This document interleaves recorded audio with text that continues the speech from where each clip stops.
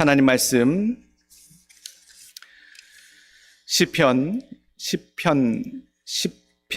1절서부터 18절까지 말씀입니다. 시편 1절서부터 18절까지 말씀 봉독하여 올립니다. 여호와여, 어찌하여 멀리 서시며 어찌하여 환난 날에 숨으시나이까? 악한 자가 교만하여 가련한 자를 심히 압박하오니 그들이 자기가 베푼 꾀에 빠지게 하소서. 악인은 그의 마음의 욕심을 자랑하며 탐욕을 부리는 자는 여호와를 배반하여 멸시하나이다. 악인은 그의 교만한 얼굴로 말하기를 여호와께서 이를 감찰하지 아니하신다 하며 그의 모든 사상에 하나님이 없다 하나이다. 그의 길은 언제든지 견고하고 주의 심판은 높아서 그에게 미치지 못하오니 그는 그의 모든 대적들을 멸시하며 그의 마음에 이르기를 나는 흔들리지 아니하며 대대로 환난을 당하지 아니하리라 하나이다. 그의 입에는 저주와 거짓과 포악이 충만하며 그의 혀 밑에는 잔해와 죄악이 있나이다.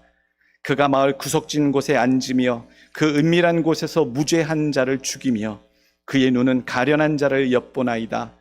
사자가 자기의 굴에 엎드림같이 그가 은밀한 곳에 엎드려 가련한 자를 잡으려고 기다리며 자기 그물을 끌어당겨 가련한 자를 잡나이다. 그가 굽으려 엎드리니 그의 포악으로 말미암아 가련한 자들이 넘어지나이다. 그가 그의 마음에 이르기를 하나님이 잊으셨고 그의 얼굴을 가리셨으니 영원히 보지 아니하시리라 하나이다. 여호와여, 일어나옵소서. 하나님이여, 손을 드옵소서. 가난한 자들을 잊지 마옵소서. 어찌하여 악인이 하나님을 멸시하여 그의 마음에 이르기를 주는 감찰하지 아니하리라 하나이까? 주께서는 보셨나이다.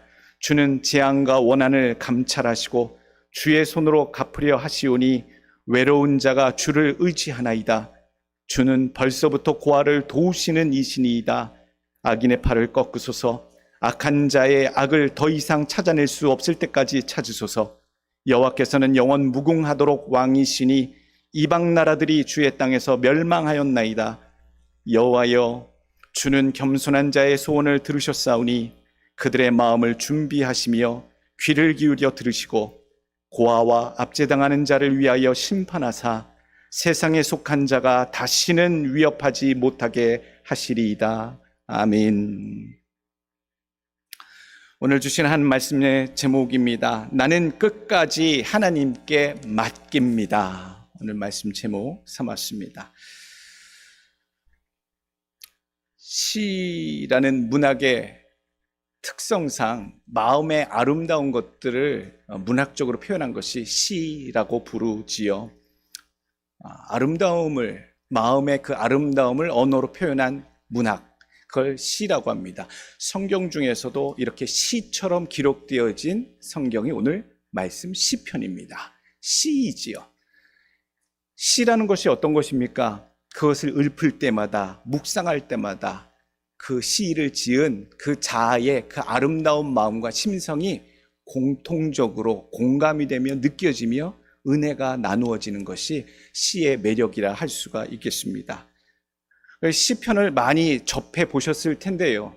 오늘 본문의 시편은요, 저주의 시라고 부릅니다. 저주의 시편. 좀 내용이 섬뜩한 내용들이 많이 있어요. 보통 시라고 하는 것은 사람의 마음을 아름답게 서로 읽는 자나 시를 지은 자나 기쁘고 즐거운 어떤 소망과 희망에 대해서 나누는 것들이 대부분의 시의 지향점인데 오늘 시편 중에서 오늘 시편 10편의 말씀과 또 나머지 5편, 7편, 28편, 35편, 54편, 55편, 83편, 109편 이렇게 시편 가운데 이 종류의 시편들은요, 저주의 시라고 부릅니다. 저주의 시편. 내용이 너무 섬뜩하기에 공감하기 어려운 부분들이 많아요. 하나님의 말씀이 시의 모양새로 이렇게 지필되어 있는데 이것을 묵상하고 읽어보면 복수심이 하나님이 그들을 심판하여 주시기를, 그렇게 느껴지는 일반적인 내용이 와닿게 됩니다.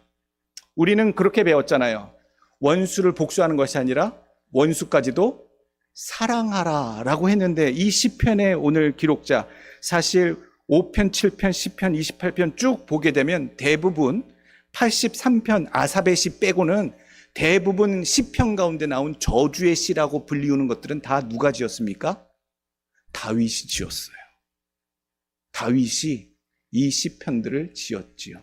오늘 저주의 시 가운데 하나라고 불리우는 이 시편 10편도 다윗이 지었어요.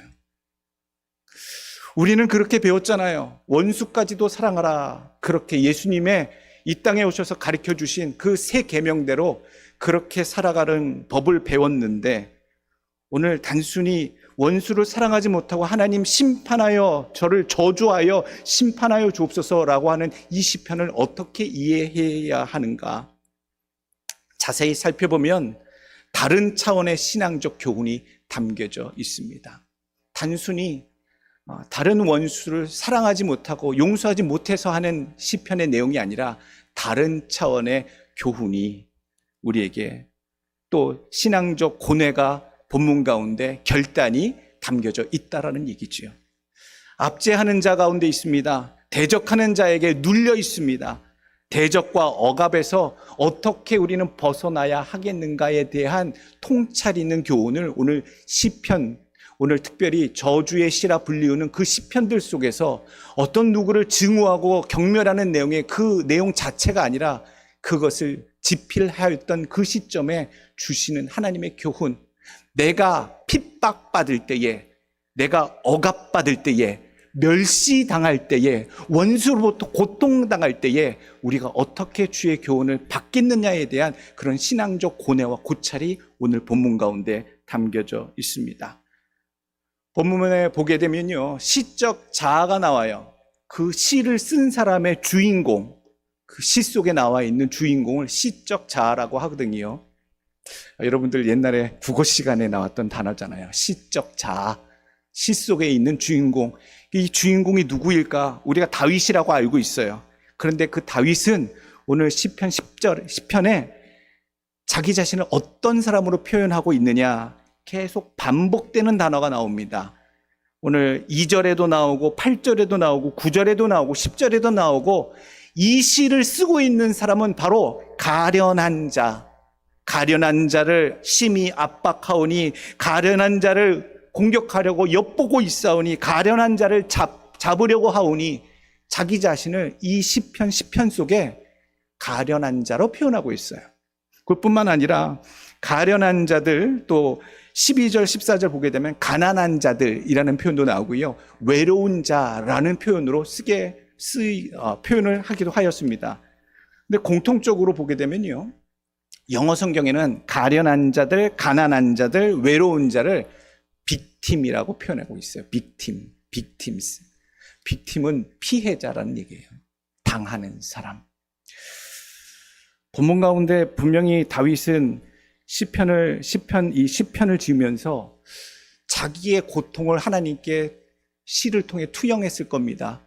너무나도 괴롭고 고통스러운 이 상황, 사울 왕의 죽음의 공포로부터 늘 도망치면서 목숨을 날마다 부지해하는 이 상황. 근데 자세히 보니까요, 다윗은 자기 한 사람만 얘기하는 것이 아니라 가련한 자들이라고 하면서 자기에게 함께한 자들에 대해서도 이야기하고 있어요. 다윗이 자기와 같은 처지에 있는 자들을 생각하며 이 시를 표현하고 있다는 것이죠. 가련한 자, 다윗 혼자면 자기 자신을 그냥 가련한 자라고 그렇게 단수로 표현할 텐데, 오늘 시를 보게 되면 가련한 자들, 불쌍한 자들, 가난한 자들, 외로운 자, 이렇게 복수형으로 늘 표현을 해요. 그 이유가 있더라고요. 다윗이 혼자 목숨을 부지하기 위해서 도망 다닐 때에, 위태한 처지에 있을 때에 그가 홀로 있지 아니하고 그와 함께한 자들이 400명씩이나 있었다는 사실이죠.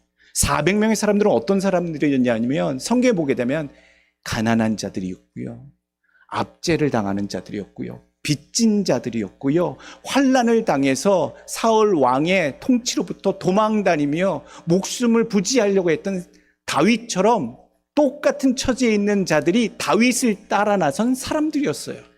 그러니 다윗은 자기가 하나님께 부르짖을 때에, 자기의 신앙의 곤고함을 외칠 때에 자기 자신을 표현하기도 하지만 순간 자기와 함께한 많은 자들 둘러보며 저 가난한 자들, 고아와 같은 자들, 억울한 자들, 나와 함께한 그 모든 사람들의 마음을 같이 표현하며 하나님 앞에 가련한 자들이라고 같이 시편 속에 표현하고 있다는 얘기지요.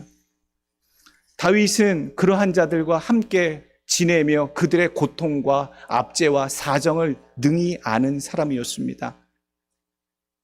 무능력하고 무능해서 기회가 없어서 당하고 사는 인생들이 다윗과 함께 하였기 때문이지요.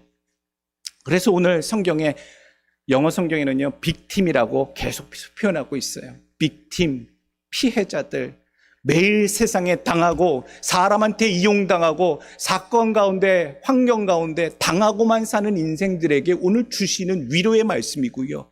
당하고만 사는 그 인생들이 어떻게 그 좌절과 절망에서 극복하고 이겨낼 수 있었는가에 대한 교훈이 담긴 내용이 되는 줄로 믿습니다. 오늘 저한테 주시는 말씀이더라고요. 우리들에게 주시는 말씀이더라고요. 매일 세상에서 이리 당하고 저리 당하고 당하는 인생 가운데 어떻게 벗어나고 이겨낼 수 있었는가? 다윗이 말이지요. 다윗의 그 교훈이 여러분들의 교훈이 되고 이겨내시는 자들 다윗처럼 되시길 간절히 축원합니다. 오늘 첫 번째 주시는 교훈의 말씀은요, 어떻게 이 위협을 압제 당하는 삶에서 벗어날 수 있겠는가 생각을 하셔야 됩니다. 첫 번째, 나의 손으로 할 수 있는 것과 하나님의 손에 맡겨야 할 것이 있다라는 사실을 믿으셔야 합니다. 이것을 내가 스스로 감내할 수 있는 일이 있고 또 해서는 안 될 일도 있다라는 사실입니다. 하나님이 우리에게 맡기신, 우리 손에 맡기신 사명이 있어요. 일들이 있어요. 내 손으로 충성하여 수고해야 할 일들이 있고요. 결단코 하나님이 하실 일들이 있어요. 절대로 사람이 해서는 안 될 일, 하나님만이 행하시고 사람이 취해서는 아니 될 일도 있지요. 하나님의 일이 있고 사람에게 주어진 일이 있다. 대표적으로 사람에게 주어진 맡기신 일이 무엇입니까? 주의 백성에게 맡기신 일이 무엇입니까? 복음 증거의 사명을 맡기셨어요. 땅끝까지, 끝날까지 주의 복음을 전하는 그 복음 사명, 그리고 말씀 순종하며 제자로 따라 사는 삶을 명령하셔서 우리가 해야 할 사명이에요. 우리 손으로 해드려야 할 사명이지요. 근데 하나님이 맡으신 일이 있으세요. 어느 누구도 그건 사람이 대신할 수 없어요. 하나님만이 하시는 일이에요. 그것은 우리가 알다시피 하나님이 온 세상을 심판하시는 것, 그리고 원수 갚으시는 것. 이것을 사람이 하려고 그러면 큰일 나지요. 사람이 심판자가 되려고 남의 원수를 갚으려고 한다는 것. 그래서 그 땅 끝날 주님께서 이 땅에 다시 심판하러 오시리라 라고 하나님이 하실 일들에 대해서 우리는 고백을 하고 있는 것입니다. 사도행전 1장 8절 말씀입니다. 오직 성령이 너희에게 임하시면 너희가 권능을 받고 예루살렘과 온 유대와 사마리아와 땅끝까지 이르러 내 증인이 되리라 하시니라. 우리가 꼭 힘써야 할 일, 그리고 로마서 12장 19절 말씀, 내 사랑하는 자들아 너희가 친히 원수를 갚지 말고 하나님의 진노하심에 맡기라. 기록되었으되 원수 갚는 것이 내게 있으며 내가 갚으리라고 주께서 말씀하시니라. 하나님이 하셔야 될 거예요. 우리가 나설 일이 결코 아니구나라는 얘기예요. 세상에서는 우리에게 기회가 왔을 때 붙잡으라라고 가르치죠. 내게 기회가 왔을 때 그것을 놓치지 말라라고 세상에서는 그렇게 가르치고 알려줬었어요. 그런데 오늘 하나님이 해결하셔야 할 일들이 있다라는 얘기예요. 우리가 해서는 안 될 일이 있고 하나님이 꼭 하셔야 될 일도 있다라는 사실. 하나님의 공의의 손길이 오늘 더디다고, 하나님이 구원해 주시는 손길이 더디다고 오늘 인간이 자기의 손을 의지해서 이 일을 그르치는 자들이 너무나도 많아요. 하나님이 도와주시고 하나님이 하셔야 하는데 사람이 먼저 앞장서니 일이 그르게 망치게 되지요. 살다 보니 그런 말도 많이 들었습니다. 말보다 주목이 빠른 세상에 우리는 살고 있다. 또 어떤 분들은 꼭 그렇게 얘기하시더라고요. 법보다 주목이 빠른 세상에도 살고 있습니다. 오늘 우리가 절대로 먼저 나서지 말아야 할 일이 있다라는 사실. 오늘 성경에 두 인물이 나옵니다. 다윗과 대비되는 사울 왕, 배경이 되는 두 인물이에요. 다윗은 이 사울 왕 때문에 왕위에 오르기까지, 사울이 죽고 왕위에 오르기까지 수없이 많은 세월을 죽음의 공포 가운데 쫓기며 살았어요. 얼마나 끔찍했을까? 도망자의 삶이. 두 사람의 신앙인의 모습이 우리에게 보여지지요. 사울과 다윗 둘 다 하나님이 기름 부어 세우셨고요. 하나님이 함께 하셔서 놀라운 일로 왕들로 세우신 인물들이에요. 둘 다 귀한 신앙인의 모습을 갖고 있지요. 그런데 다른 길로 가게 됩니다.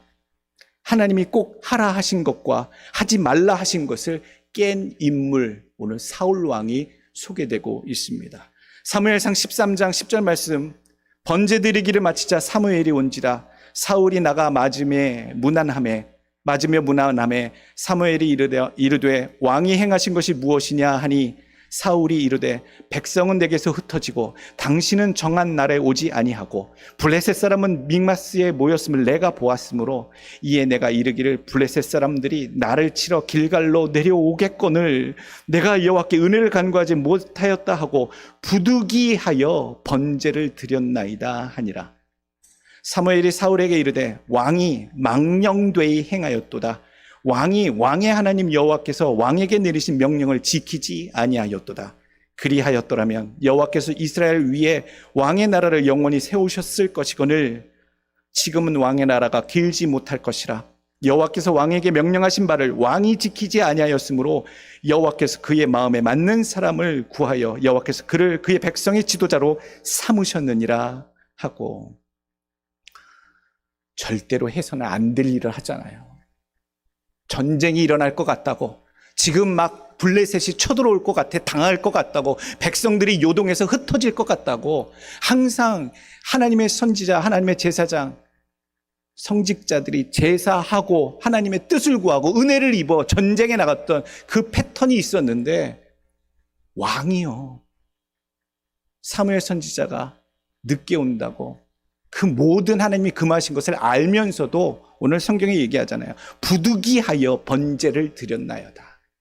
자격 없는 자가, 하나님 지정하지 않은 자가 어쩔 수 없어서 그럴 수밖에 없었어요 라고 하나님이 결단코 하지 말라는 것을 해버린 신앙인의 모습이 여기 나온다는 거예요. 절대로 해서는 안 될 일을 꼭 하는 거예요. 오늘 사무엘상 24장에 다윗이 나옵니다. 절대로 하지 말아야 할 일을 이 다윗도 비슷한 상황을 또 맞이하지요.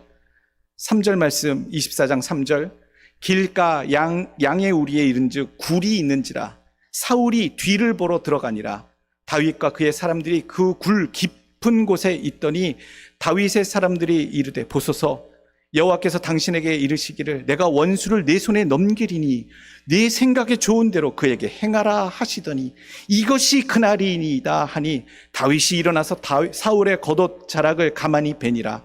그리한 후에 사울의 옷자락 뱀으로 말미암아 다윗의 마음이 찔려 자기 사람들에게 이르되 내가 손을 들어 여호와의 기름 부음 받은 내 주를 치는 것은 여호와께서 금하시는 것이니 그는 여호와의 기름 부음 받은 자가 됨이니라 하고 다윗이 이 말로 자기 사람들을 금하여 사울을 해하지 못하게 하니라. 사울이 일어나 굴에서 나가 자기의 길을 가니라. 기회가 왔을 때 죽여야 되잖아요. 자기를 죽이려는 자가 지금 자기가 피신해 있는 그 동굴 안에 들어와서 뒤를 보러 들어왔다. 용변도 보러 왔다라는 얘기예요. 용변 보러 경비병들도 굴 밖에서 기다리고 있고 굴 안쪽에 들어와서 이를 보고 있을 때 그 굴 속에 이미 숨어 있던 다윗과 그를 따르는 사람들이 얘기하는 거예요. 다윗의 사람들이 얘기하는 거예요. 기회는 지금입니다. 당신을 죽이고자 했던 자가 이렇게 있으니 하나님이 당신에게 원수를 갚을 기회를 주심이니이다. 행하시옵소서. 아마 저 같아도 했었을지 모르겠어요. 사울왕을 3,000명이나 대동하고 지금 수색작전을 하러 이 엔게디 광야에 와서 나를 죽이려고 했던 그 사울왕이 내가 숨어있는 이 굴에 들어와서 용변을 보고 있는 이 순간 천재이루잖아요. 놓칠 수 없는 기회잖아요. 그런데 다윗이요, 이 이야기를 듣고 죽이지 않아요. 오늘 시편 말씀에는 어떻게 고백하고 있어요? 원수가 나를 해하고 억압하나이다. 하나님 저를 저주하여 심판하옵소서. 저 원수의 손에서 나를 건져내옵소서 라고 그렇게 읊어대고 고백하는데도요, 다윗은 자기에게 주어진 절호의 찬스를 포기합니다. 행하지 않습니다. 왜 그랬을까요? 기회를 놓치지 말라고, 원수를 갚으라고 그 주변에 다윗과 함께한 자들이 다윗에게 그렇게 독촉했음에도 불구하고 다윗이 손을 들어서 결단코 행하지 않습니다.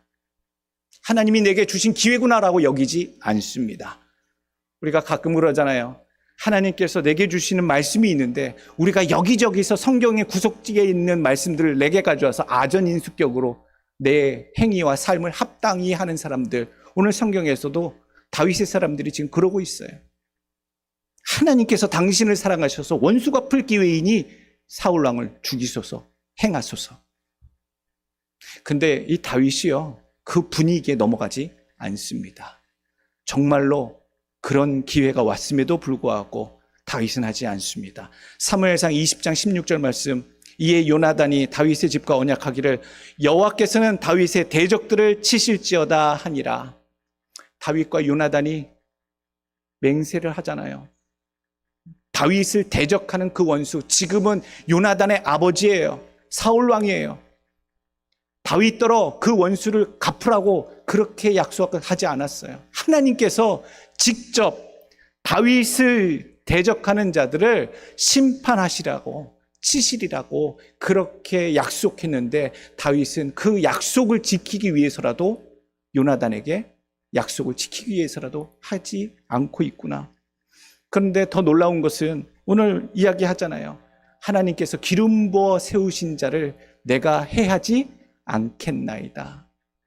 그 바람이, 그 원칙이 있기 때문에 오늘 되지 않아요. 목숨을 해야지 않아요. 자기의 상황 속에 얼마나 합리화하면서 살아가는 사람들이 많은지. 예레미야 17장 7절 말씀, 그러나 무릇 여호와를 의지하며 여호와를 의뢰하는 그 사람은 복을 받을 것이라. 오늘 내가 해야 할 일이 있고 내게 맡기신 일이 있고 하나님께서 하실 일이 있는데, 오늘 하나님께서 하실 일에 대해서 여러분 맡기실 수 있는 여러분들 되시길 간절히 원합니다. 하나님, 나는 하나님을 못 믿겠습니다. 나는 하나님 못 믿고요, 내가 내 눈으로 내 손으로 하나님 내가 직접 하겠나이다 라고 하는 그 원수자의 마음의 복수심을 오늘 다윗은요 다스렸다라는 얘기예요. 오늘 우리 마음속에 다스려야 할 지혜가 있기를 원합니다. 내가 할 일이 있고 하나님이 하셔야 할 일, 사람이 할 수 있는 것, 결코 또한 하지 말아야 할 것, 하나님께 맡겨야 할 것을 하나님께 맡기는 것이 하나님께 의뢰하는 신앙인 줄로 믿으시길 바랍니다. 오늘 두 번째 주시는 교훈의 말씀은요, 매번 당하고 사는 인생들, 그렇게 억압에 있는 짓눌린 인생들이 어떻게 하나님께 해결책을 받을 수 있겠느냐. 재판장 되시고 감찰하시는 하나님이 나를 보고 듣고 계심을 기억하시길 원합니다. 실시간으로 하나님이요, 그 대적들과 나의 모든 상황을 하나님이 보고 듣고 계시고 그것을 정확하게 의로우신 재판장이 보고 계신다라는 얘기예요. 억울함도 없이, 치우침도 없이. 창세기 16장에 보게 되면 하갈이 도망갈 때에 고난을 당하지요. 먹을 물이 없어 굶어 죽을 때에, 광야에서 하나님께 부르짖을 때에 하나님께서 그를 돌보셨다. 그것을 기념하기 위해서 붙인 이름이 감찰하시는 하나님, 부엘라 헤로이라고 하는 표현을 씁니다. 우리의 삶 속에 권고할 때에 죽게 되었을 때에 앞이 깜깜하게 막혔을 때에 하나님 다 보고 계시다는 거예요. 다 보고 계세요. 다 듣고 계세요. 여호와여 어찌하여 멀리 서시며 어찌하여 환난 때에 숨으시나이까. 우리의 삶에 고난이 압도되어서 하나님이 숨어 계신 것처럼 느껴지는 때가 있어도 우리는 하나님이 나를 지금 지켜보고 계심을 기억하시길, 그리고 이 모든 것들을 정확하게 판단하고 계시는 재판장 되심을 기억하시길 원합니다. 또 4절과 13절 말씀, 악인은 그 교만한 얼굴로 말하기를 여호와께서 그 일을 감찰치 아니하신다 하며 그 모든 사상에 하나님이 없다 하나이다. 13절, 어찌하여 악인이 하나님을 멸시하여 그 마음에 이르기를 주는 감찰치 아니하리라 하나이까. 하나님 너를 거들떠도 안 본다. 하나님한테는 당신은 안중에도 없는 삶이고 하나님 관심도 없으신다라고 그렇게 우리에게 겁박주고 있다는 얘기예요. 악인이 하나님을 통해 하나님이 나를 버려 감찰하지 않는다고 겁박하고 협박해도 우리가 하나님께 보여드려야 할 것이 있어요. 하나님이 나를 지금 보고 계시고 듣고 계시기 때문에 하나님께 보여드려야 할 것이 있어요. 어떻게 해요? 내가 이렇게 고통받고 있음을, 내가 이렇게 좌절하고 있음을, 내가 마지막까지 무너져가고 있음을 하나님께 정말로 불쌍하게, 하나님이 동정심이 일어나시게, 궁휼하심이 일어나시게, 더 망가지는 모습으로 애처롭게 어떻게 보일까? 여러분, 그 모습이 아니라요. 왜 아이들이 자기가 좀 억울하면 엄마 앞에 가서 제일 세상에서 가장 불쌍한 표정을 짓잖아요. 엄마, 형이 나 때렸어. 내가 살짝 했는데 형이 나 괴롭혔어. 여러분, 우리가 삶이 이렇듯이요, 우리가 이렇게 하나님께 나아가겠느냐고요. 하나님은 이미 모든 것들을 보시고 들으시고 정확하게 심판하심으로 우리가 보여드릴 것이 있다면 그 애처롭고 불쌍한 모습을 어필하는 것이 아니라 우리의 믿음을 보여드려야 될 줄로 믿습니다. 하나님이 감찰하시는 것 뭘 찾으시겠습니까? 지금 나의 인생을 통해 찾고 계시고 확인하고 싶으신 것이 무엇이겠습니까? 이렇게 억압받고 고통받고 눌려있는 삶 가운데 내가 그래도 이 상황 속에서도, 이 지옥 같은 환경 속에서도 하나님을 향해 어떤 마음을 품고 있는지를, 어떻게 반응하는지를 하나님 그것을 찾으시고 보시고자 기다리고 계시다라는 얘기예요. 그래서 여러분들, 우리가 당하는 삶, 매번 휘둘리는 삶, 압제당한 삶에 눌려져 있거든. 그런 모습을 보고 계시고 듣고 계신 하나님 앞에 여러분들이 들려드릴 수 있는, 보여드릴 수 있는 여러분들의 귀한 믿음이 하나님 귀에 들리게, 하나님 눈에 보이게 나타내시길 간절히 원합니다. 오늘 본문에 다윗이 그렇게 고백해요. 14절, 주께서 보셨나이다. 잔해와 원한을 감찰하시고 주의 손으로 갚으려 하시오니 외로운 자가 주를 의지하나이다. 주는 벌써부터 고아를 도우시는 자니이다. 하나님, 나의 고백은 이미 하나님께서 나를 보시고 듣고 감찰하시는 하나님을 내가 의지합니다. 하나님은 그 의지하는 자를 도우시는 하나님이십니다. 여러분들의 고백이 하나님의 마음을 움직이시며 역사하시는 하나님 되게 하실 줄로 믿습니다. 세 번째 주시는 교훈의 말씀은요, 억압과 환난 날에 성도가 할 수 있는 것은 여호와께 부르짖음입니다. 액션을 취하라는 얘기가 아니에요. 하지 말아야 될 것을 하라는 얘기가 절대로 아니에요. 그렇다고 주저앉아 있으라는 말씀도 아니에요. 오늘 보게 되면 시편의 이 다윗은요, 하고 있어요. 무언가를 하고 있어요. 무엇을 하고 있습니까? 부르짖고 있잖아요. 부르짖어요. 하나님께 부르짖어요. 시편 9절 말씀, 9편 9절 말씀, 여호와는 압제를 당하는 자의 요새시요 환난 때의 요새이시리로다. 여호와여, 주의 이름을 아는 자는 주를 의지하오리니 이는 주를 찾는 자들을 버리지 아니하심이니이다. 아멘. 찾는 자들을요, 외면하지 않고 버리지 않으세요. 예. 무슨 문제를 만나도 내가 평소에 하나님에 대해서, 신앙에 대해서 온전치 못할지라도 환난을 만날 때에 마지막 그 순간에 자기의 능력, 자기의 주변의 환경, 사람, 의지하지 않고 마지막 그 순간에, 절대절명의 순간에라도 어떤 상황에도 내가 주를 의지합니다, 십자가를 바라봅니다, 하나님만 의지합니다 라고 외칠 때에 외치는 자를 하나님은 절대로 포기하지 않으신다는 얘기예요. 여러분들, 이런 삶에 이런 고백이 하나님께 보여지시고 들려지시기를 간절히 원합니다. 부르짖으시길 원해요. 우리가 잘못 부르짖는 게 많아요. 부르짖음에 두 개가 있어요. 원망과 불평이 담긴 부르짖음이 있고요, 소망과 믿음이 담겨있는 부르짖음이 있어요. 우리가 자꾸 실수하는 게 뭐예요? 무슨 문제를 만나면 아이고 세상의 팔자에 내가 복도 이렇게 지지리도 없지, 하나님 이게 웬일입니까? 뭐예요 하나님? 왜 이렇게 당하게 하셨어요? 도대체 나가 견딜 수 없잖아요. 하나님 어찌 된 거예요? 이렇게 기도하시는 분은 계실까요? 없으시겠지요. 근데 마음은 아마 그러실 거예요. 공감 가실 거예요. 매번 사고 사건 터지고 감당할 수 없고 이런 일이 있으면 사람의 마음이 그런 마음이 들겠지요. 그게 또 부르짖음이고, 그 입술의 고백과 원망과 불평이 누가 있든지 누가 없든지 그것을 지금 감찰하시고 집중하고 계시는 하나님 눈에, 하나님 귀에 다 지금 생생하게 리포트 보여지고 있다는 얘기예요.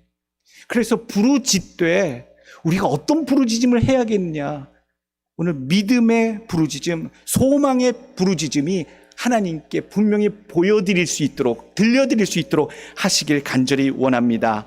예레미야 33장 3절 말씀, 유명한 말씀이잖아요. 너는 내게 부르짖으라. 내가 네게 응답하겠고 내가 알지 못하는 크고 은밀한 일을 네게 보이리라. 하나님 하신다고요. 어떻게 할 때? 부르짖을 때에. 부르짖는 것밖에 없어요. 원망과 불평의 부르짖음이 아니라 믿음으로 마무리하는 부르짖음이 하나님 눈에 확인되어지시고 하나님 귓가에 들려지실 수 있도록 분명히 부르짖는 믿음 보여드릴 수 있기를 간절히 원합니다. 오늘 마지막 17절과 18절에 절망했던 이 다윗의 마지막 마무리가 이렇게 나옵니다. 17절, 여호와여 주는 겸손한 자의 소원을 들으셨으니 저희 마음을 예비하시며 귀를 기울여 들으시고 고아와 압제당하는 자를 위하여 심판하사 세상에 속한 자로 다시는 위협지 못하게 하시리이다. 이게 다윗의 믿음의 고백, 하나님이 역사를 부르는 고백, 하나님이 들으시는 믿음이었는 줄로 믿습니다. 무슨 일을 만나도 하나님께 맡기실 수 있는 여러분들 되시고, 의로운 재판장 되시고 감찰하시는 하나님이 지금도 이 순간에도 나의 모든 삶을 두루 살피시고 계심을 위로받으시고, 환난 중에도 마지막 막히는 모든 순간에도 가망이 없어 보인다 세상에서 외칠지라도 여호와의 이름을 의지하며 하나님께 믿음의 부르짖음을 들려드릴 수 있는 여러분들 되시길 간절히 축원합니다. 기도하겠습니다.